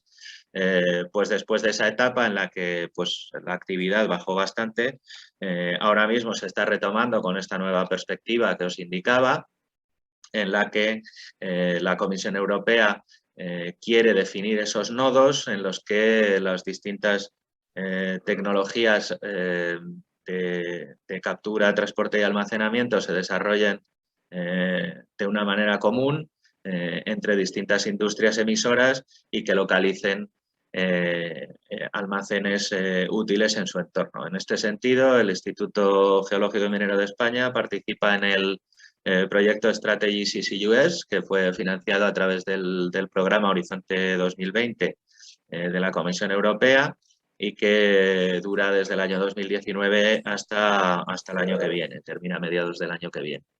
Y tiene como objetivo principal elaborar planes estratégicos para el desarrollo de estas tecnologías en el sur y en el este de Europa a corto, medio y largo plazo, con 3 escenarios en el año 2020, 2030 y 2050, y ha seleccionado 8 regiones prometedoras en 7 países. 2 regiones en Francia, una en Grecia, una en Croacia, una en Polonia, una en Portugal, otra en Rumanía, y también una en España, que ha sido el nodo industrial de Tarragona. Y se está estudiando pues, ese clúster industrial emisor de CO2, el potencial de almacenamiento y de usos del CO2, cuál es la viabilidad de combinar esto con otras tecnologías verdes, y siempre utilizando y poniendo a disposición del público la información generada. Como resultado de este trabajo, pues se han definido varios clústeres en cada una de estos nodos industriales. Se ha tratado de hacer una definición de un modelo de negocio regional en los 3 escenarios, siempre basándose en las estrategias nacionales y locales, tanto desde un punto de vista gubernamental como de hojas de ruta de los distintos sectores industriales. Por ejemplo, la hoja de ruta de Oficemen, que ha publicado sobre el sector cementero, y a partir de ahí el estudio de las distintas redes de transporte y almacenamiento que puedan ayudar a estas tecnologías. Como mencionaba Vicente Cortés, el estudio y el trabajo sobre la aceptación social de estas tecnologías en cada una de las regiones es una de las tareas clave del proyecto. Para eso se cuenta con el grupo del CIEMAT-CISOT, que ya realizó el trabajo o participó en el trabajo de percepción social de la planta de Ontomine en Burgos, y además se está definiendo una serie de modelos de negocio en colaboración con un comité de distintos agentes locales, de tanto industria, administración, comunidades locales y demás, que se han involucrado a través de un Stakeholder Committee que tiene reuniones periódicas y da su opinión sobre los avances del proyecto. Los resultados que se obtengan pues se publicarán el año que viene y espero que sean de interés para todos. Y finalmente, el trabajo que se ha desarrollado en este proyecto de Strategies EC-US se ve continuado por un nuevo proyecto que se llama Pilot Strategy, que ha sido recientemente aprobado también por la última convocatoria del programa Horizonte 2020 de la Comisión Europea, que se desarrolla durante 5 años, del 2021 al 2026, ya mejor dotado económicamente, y que permite una caracterización en detalle de 3 almacenes geológicos de CO2 en Francia, Portugal y España, que ya han sido de alguna manera predefinidos en el proyecto anterior y en los que se van a realizar trabajos de caracterización geológica y de modelización estática y dinámica que, como indicaba, están definidas en la directiva europea que regula el almacenamiento. Se van a estudiar los business case, las estrategias de aprovechamiento, la evaluación de riesgos ambientales y llegar hasta el punto en el que las empresas industriales que están participando en los proyectos puedan tomar una decisión final sobre si continuar o no con los proyectos.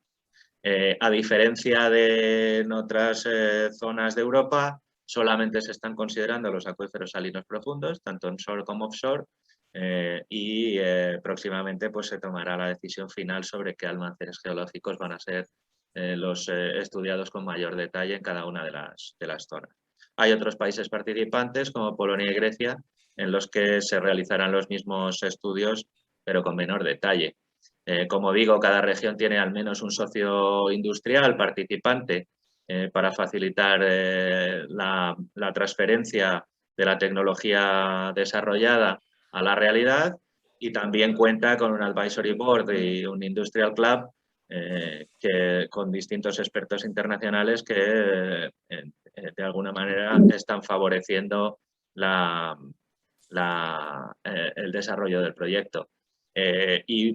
Digamos que la aceptación social vuelve a ser un tema clave en el desarrollo del proyecto y que hay que trabajar con mucha cercanía con las comunidades. Y esto es todo por mi parte. Gracias por la atención y quedo a disposición de Rosa para las preguntas y el coloquio. Pues muchas gracias, Roberto. Hemos recibido muchas preguntas, no vamos muy bien de tiempo, como suele suceder en estas jornadas, así que aquellas que no puedan ser respondidas, aunque hayamos puesto que se van a responder en directo, pues lo que haremos es simplemente que los ponentes transmitan su respuesta a estas personas que han realizado las preguntas, ¿de acuerdo? Os pido a todos los ponentes que por favor encendáis ya vuestras cámaras. Mientras tanto, voy a ir enunciando la primera pregunta. Voy a unir 2 preguntas en realidad. Era una pregunta para Carlos. Nos hablaban de aplicación real de la industria, para la industria, perdón, de las tecnologías de calcium looping. Carlos, ¿nos hablas un poquito? ¿En 5 o 7 años tenemos ya las industrias aplicando esta tecnología? Bueno, ojalá. Yo ahí peco de optimismo siempre. Depende de qué aplicación. Como he tratado de decir, hay algunas que todos entendemos que son las frutas más maduras, ¿no? Quizá las más cercanas a lo que ya se ha hecho, a lo que ya se ha aprendido a escala importante, ¿no?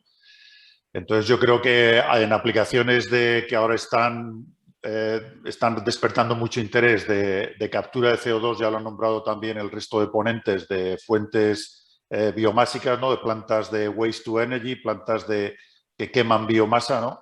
Sería relativamente rápido, porque además tienen unas escalas que tienden a ser un orden de magnitud más pequeñas, ¿no? que las antiguas centrales de carbón. Por tanto, tanto desde el punto de vista de la captura, que los pilotos de repente están más cerca de la escala comercial, y desde el punto de vista del almacenamiento, estaba escuchando ahora a Roberto en sus últimas transparencias, pues a lo mejor nos tenemos que olvidar ya de buscar almacenamientos pensando en la gigatonelada, ¿no? O sea, absolutamente masivos. Resolver el problema de una única cementera o de una única planta con un almacenamiento local que a lo mejor no despierta tanta oposición, ¿no? de solo unos millones de toneladas, por decirlo así, ¿no? Puede ser mucho más fácil y mucho más viable en el medio plazo, ¿no? Yo creo que misma pregunta para Paco. Chemical Looping, implementación real. Pues un poco como Carlos, a todos nos gustaría que se implementara en un futuro cercano, ¿no? Ahora mismo la planta de mayor tamaño que se está haciendo es una planta que se está haciendo en colaboración entre Europa y China. Se va a construir en China y esperemos que seamos capaces de verlo en un futuro cercano, ¿no? Como dice Carlos, yo creo que obviamente yo creo que se va a desarrollar definitivamente para biomasa, eso lo tengo claro, y lo que pasa es que tiene que ir unido, a lo mejor tiene que ir unido pues o con el almacenamiento o con la posibilidad de utilizarlo, como decía Vicente, para diferentes finalidades, para producir al final metano, o puede ser una salida muy interesante. Perfecto. Hay una pregunta sobre transporte que me ha parecido interesante, Vicente. Nos hablan de aplicación de, bueno, cómo llegar a un transporte climáticamente neutro. No sé si aplicando captura, no sé si aplicando un CO2 transformado a combustible. ¿Cómo lo ves? Bueno, hay que distinguir muchos tipos de transporte, claro. No es lo mismo la aviación que el transporte marítimo, que el transporte pesado por carretera, que los light duty, que el vehículo privado, ¿no? Entonces, cada sector tiene su aproximación, ¿no? Entonces, por ser breve, porque podríamos estar hablando de esto un cuarto de hora todos los presentes, ¿no? Pero en transporte marítimo, bueno, la solución que se está pensando puede ser amoníaco, por ejemplo, que además sería un vector para transportar hidrógeno, aunque con unos costes energéticos asociados al proceso de fabricación y al proceso de cracking posterior importantes. Desde el punto de vista, desde luego lo que es inviable en un barco es llevar hidrógeno por los pesos asociados a los sistemas de transporte necesarios, y otro tipo de soluciones son extraordinariamente caras, ¿no? En tema de aviación, lo que parece estar todo el mundo de acuerdo, incluida la comisión, es que los combustibles sintéticos de la naturaleza que sea, no quiero entrar ahora en disquisiciones, son la única opción factible a corto o medio plazo. No es posible pensar en soluciones distintas, ¿no? En el transporte pesado por carretera, pues lo que se plantea es el uso de hidrógeno, pero a través de pilas de combustible, que puede ser una combinación muy interesante y que, evidentemente, un vehículo pesado puede llevar una pila de combustible adecuada y el almacenamiento correspondiente. Y en transporte ligero, yo personalmente el retail de hidrógeno no lo veo. Es decir, una hidrogenera no lo veo desde el punto de vista de seguridad, ¿no? A día de hoy, si llegamos a sistemas de dispensación por robot, en donde el vehículo se aparca y hay un robot que es el que me carga el coche de hidrógeno, pues a lo mejor lo vería. Pero por otra parte, los requisitos de seguridad para tener un almacenamiento de hidrógeno a presión en una gasolinera, en un entorno urbano, en fin, hay alguna en Madrid incluso, ¿no? Pero yo creo que y me voy a mojar, lo siento, el tema del vehículo eléctrico supone una apuesta por una tecnología en la que nos hace absolutamente dependientes del exterior. Es decir, no tenemos litio, en Extremadura lo hay, pero no sé si se conseguirá explotar. No fabricamos baterías, se quiere fabricar baterías, pero hay quien lleva fabricando baterías mucho tiempo.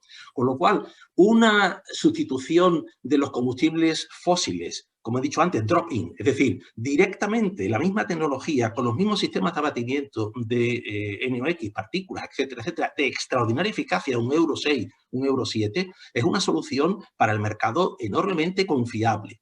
¿Qué es lo que ocurre? Que efectivamente hay que incluir ahí, y ahora enlazo con una de las preguntas que he visto en el chat, por si me la quieres hacer, ya la mezclo con esta, es el tema de la certificación. Es decir, ¿en qué medida ese CO2 que produce el combustible sintético es renovable o no es renovable? ¿En qué porcentaje y qué no porcentaje? El vicepresidente Timmermans, y estoy terminando la respuesta, en el CCS-EU Forum de hace 15 días, dijo textualmente, y leo mis notas, dentro del paquete Fit for 55 vamos a implementar mecanismos de certificación para incentivar la captura de CO2, puesto que actualmente no existe un marco regulatorio que lo facilite. De hecho, y ahora sí que termino de verdad, la Directiva de Renovables en Revisión establece, en el ámbito de lo que estamos hablando, establece otras muchas categorías, dos categorías, los RCFs, es decir, los combustibles de carbono reciclado, y otra categoría un poco, diríamos que oscura, que es los combustibles renovables de origen no biológico. Bueno, hay que pensar un par de veces qué combustible renovable puedo obtener de origen no biológico, pero estoy seguro que Carlos ya lo tiene identificado y por eso ha puesto las últimas pantallas y está trabajando en esa línea. Un comentario a ese último comentario, si me permitís, porque este debate siempre me parece sorprendente porque es muy fácil de seguir. No solo la energía tiene que ser renovable para que un combustible... De hecho, me preocupa, no conocía eso que has dicho, Vicente, y me preocupa esa expresión de combustible, como has dicho, combustible sintético, sí, renovable de fuente de carbono no renovable, ¿no? Sí, bueno, RFNBO insinúa eso. En la directiva en revisión que salió en julio, que tiene el proceso todavía por delante y tal, le llaman RFNBO y quieren incrementarlos mucho. Entonces, un combustible renovable de origen no biológico... Bueno, eso es curioso. Ojalá se refieran a la captura directa del aire. Que también yo creo que se refieren a eso.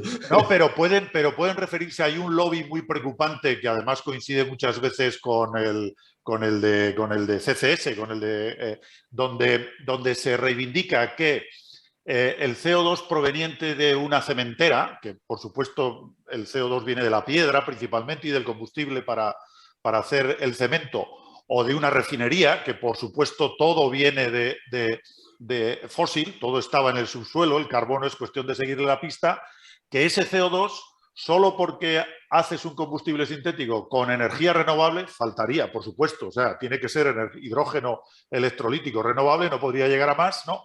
Ya está limpio, ya es un combustible, digamos, renovable también. Y claro, eso es falso, evidentemente, ¿no? Porque el carbono, al menos, por supuesto, ha reducido las emisiones, pero no tanto como si el carbono fuese realmente de origen biogénico o directo de la atmósfera. Es decir, yo creo que hasta, dejarme aunque estéis grabando, que hasta los abogados, ¿no?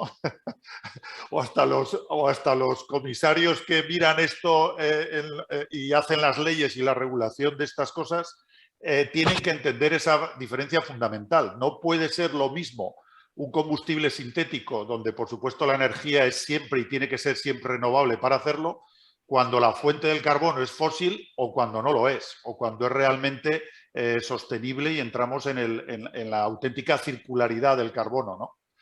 Esto es un debate que parece mentira que exista todavía porque es muy simple, pero es muy interesante y sorprendente a veces, ¿no? Como ves grandes empresas, en España no quiero decir nombres y en otros sitios, apostando y reivindicando en sus anuncios combustibles sintéticos de emisiones cero cuando la fuente de carbono es fósil. Eso es imposible, eso es físicamente imposible y yo creo que hasta un niño de unos pocos años no es fácil explicárselo, ¿no? Que le siga la pista al carbono desde el subsuelo hasta donde va a ir el combustible cuando lo quemes en el avión y verás que no es cero emisiones, ¿no? Sí, lo que ocurre, si me permite, Rosa, es que estoy absolutamente de acuerdo contigo, Carlos. Lo que ocurre es que las leyes de máximos pues necesitan pasos intermedios. Eso Y sí. entonces, igual que tenemos la persecución del hidrógeno verde, pues claro, la Comisión dice que el low carbon pues tendrá que dar soporte, porque es que hasta que lleguemos al hidrógeno verde, la tecnología va a llegar, estoy convencido. O sea, la curva de aprendizaje va a ser la que es de electrolizadores y el precio de la electricidad en un pool, digamos, adecuado, ¿no? Como el que tenemos en este momento en España, pues también va a bajar. Pero, ¿qué es lo que ocurre? Que la ausencia de mecanismos de certificación no permite cuantificar cómo de bajo en carbono es un combustible sintético. Entonces, se trata muy bien de ver en qué medida a los objetivos de descarbonización, el objetivo es que todo sea renovable, pero a lo mejor con un 30% vamos avanzando en la senda, 50 objetivos, 2000, etcétera, etcétera. Es un poco complementar lo que habías dicho, ¿no? Muy bien. Muchas gracias. Yo creo que tenemos varios temas sobre los que podríamos hacer directamente una jornada tipo mesa redonda hablando sobre ellos, o sea que os agradezco que hayáis sido breve en vuestras respuestas, que estaríamos hablando muchísimos minutos con Indecais. Roberto, para ti hay diferentes preguntas técnicas, estas las vamos a responder en privado, ¿de acuerdo? Y voy a unir dos preguntas. Una nos hablaba sobre horizonte temporal del almacenamiento en España, almacenamiento de CO2 en España. Y otra decía que, bueno, si sería conveniente que desde la Administración se impulsara un plan nacional de investigación del subsuelo para conocer bien ya todas las características y todas las opciones. Bueno, en cuanto al horizonte, pues siempre se tiende, como decía Carlos antes, yo también suelo pecar de optimista y de creerme que puede ocurrir en cualquier momento. Lo que pasa que bueno, en estos últimos proyectos que he presentado, parece que hemos moderado un poco ese optimismo, ¿no? De tal manera que se pretende que para la segunda parte de esta década pueda desarrollarse de alguna manera. En cualquier caso, ahora mismo no hay ninguna administración ni ninguna, digamos, formación que pueda hacerse cargo de las distintas administraciones que parezca dispuesta a promover este tipo de actividades. Es cierto que en estos proyectos, una vez nos hemos aproximado a tanto administraciones autonómicas, locales, incluso, bueno, comunidades, representantes sociales y demás, digamos que la oposición no es tan extrema como se podría pensar en un primer momento. Lo que sí que es cierto que son proyectos, como he dicho, muy, muy complejos, y eso va a requerir de tiempo y va a requerir de mucho trabajo previo, tanto de explicación como de luego lo que es tramitación administrativa, que por lo que es la experiencia en otro tipo de proyectos, aunque no sean de almacenamiento geológico, sino de tipo minero o de hidrocarburos, pues son tramitaciones administrativas realmente largas y que pues, pueden encontrarse con cuellos de botella y obstáculos en cualquier momento, de tal manera que pues la verdad que es una incógnita real cuando esto se pueda desarrollar. Si se cumplen esas previsiones de que en la segunda parte de esta década se puedan empezar a desplegar este tipo de proyectos, pues bueno, bienvenido sería. Yo creo que llevamos ya retraso, que al final nos estamos, como se ha comentado ya también, nos estamos metiendo en nuevos procesos, cambios del paradigma, cambios del modelo, que nos van a llevar al consumo de otras materias primas, es decir, que no nos van a liberar de seguir consumiendo materias primas y de seguir de alguna manera contaminando en la manera que sea, y sin embargo pues se han abandonado otras líneas que creo que podían haber dado un mejor resultado. Pero en fin, eso ya es otra cuestión. Respecto al tema del plan de investigación del subsuelo, creo que se necesita poner de alguna manera orden en este tipo de cosas. La ordenación del territorio tiene que ser algo lo más planificado posible, y en cuanto a usos del subsuelo hay muchos países de nuestro entorno que lo han comprendido, quizá porque tienen una mayor densidad de población y tienen una mayor competencia de usos del subsuelo, y, digamos, se está trabajando mucho más en tratar de dar el mejor uso posible a cada uno de estos recursos. En el caso de España, quizás por que hay muchas zonas con una densidad de población mucho más baja y por la dispersión administrativa que podamos tener, quizá no se está trabajando tanto. Pero sí creo que hay algunos pasos, hay comunidades autónomas que tratan de calificar las distintas secciones del territorio en función de los potenciales usos, y eso está incluyendo en algunas ocasiones el subsuelo, y creo que un buen conocimiento del subsuelo sería fundamental para eso y también para el empleo de otros recursos también energéticos, como pueda ser la energía geotérmica o los almacenamientos de energía, que van a ser otros de los puntos necesarios en el futuro cercano. Sabemos que para un adecuado despliegue de las renovables es necesario tener una capacidad de almacenamiento energético en los que el subsuelo también puede jugar un papel. De tal manera que sí, por supuesto, creo que hay que mejorar ese conocimiento. Cómo se implemente ese plan, a mí se me escapa. Muchísimas gracias. Vamos a dejar aquí las preguntas. Los ponentes habéis visto que había muchas más, pero se nos iría absolutamente de tiempo. Eso sí, 1 minuto para cada uno sí me gustaría daros para cerrar vuestra participación y agradeceros la misma, por supuesto. Vamos por orden de intervención. Carlos, comienzas tú. Este último minuto me pilla por sorpresa y he hablado mucho ya, o sea que no quiero añadir mucho más. Yo creo que todos estamos de acuerdo y yo creo que lo vamos a ver pronto, que hay una nueva oportunidad para estas tecnologías y para esta opción de lucha contra el cambio climático, entre otras cosas porque, como ya hemos repasado, hay ciertos sectores donde es que sí o sí, o sea, es decir, no hay realmente muchas alternativas viables. Y luego está ese gran sector del que hemos empezado a hablar de las emisiones negativas, no digamos si metes la variable de captura de la atmósfera, que hace todo gigantesco, ¿no? En los escenarios que maneja la gente que maneja escenarios, y como ha resumido Vicente antes muy bien, ¿no? La importancia creciente de esas opciones de emisiones negativas hace que que tengamos muchas posibilidades de ver que estos proyectos llegan a la realidad en escalas de tiempo, pues quizá de una década y no mucho más, ¿no? Esa es un poco la esperanza. Bueno, a Carlos le ha pillado desprevenido, pero nuestros 3 ponentes restantes seguro que ya están preparados. Así que, Paco. Bueno, yo coincido con Carlos. O sea, la captura de CO2 al principio surgió con mucha fuerza, hace 20 años. Yo creo que, Rosa, tú estás desde el principio en la plataforma y has ido viendo muy bien la evolución. Y ahora mismo yo creo que vamos sí o sí hacia el uso de combustibles renovables, quizás también compenetrados con otro tipo de renovables, con eólica solar, que podría ser un complemento perfecto.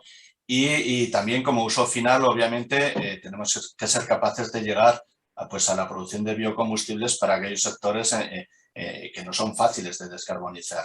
Pero vamos, yo creo que coincidimos todos en que otra vez está volviendo a resurgir un poco todo este tema de la captura de CO2. O sea que yo también soy en cierto modo optimista. A todos nos gustaría que la tecnología que estamos desarrollando sea la que al final se use, ¿no? O por lo menos, pero bueno, igual son necesarias todas, como se decía, ¿no? Gente.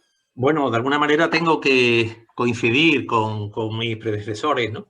Efectivamente, la captura pasó de ser una palabra maldita en la Comisión Europea cuando el fracaso del EPR, clamoroso, a una situación en la que es una palanca imprescindible. Y yo voy a concretar para qué veo que es imprescindible. Es imprescindible para fabricar hidrógeno azul.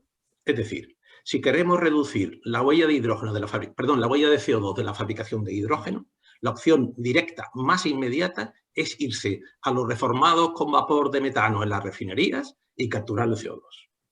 ¿Qué es lo que ocurre? Que la situación es muy distinta en los enclaves que ha mostrado Roberto, el norte de Europa, en el Mar del Norte, en donde esa captura de CO2 tiene unas infraestructuras en preparación en proyecto, en Amberes, en donde va a haber posibilidad de transporte, incluso por barco, a Longship.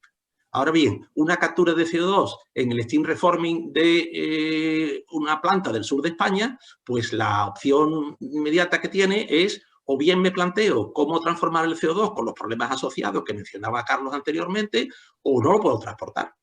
Con lo cual, esa solución global, que a mi juicio es la más relevante y la aplicación más inmediata, que es la captura, para lo que le llaman los británicos el low hanging fruit, es decir, la primera aplicación disponible, más barata y más inmediata, va a depender mucho de dónde estemos situados. No es lo mismo una refinería en Bilbao que una refinería en Huelva, desde el punto de vista del transporte de CO2 para su almacenamiento, porque hoy por hoy la existencia de almacenamientos en España es evidente, la puesta en práctica de los mismos, pues en fin, no la veo yo a corto plazo, por dejarlo ahí.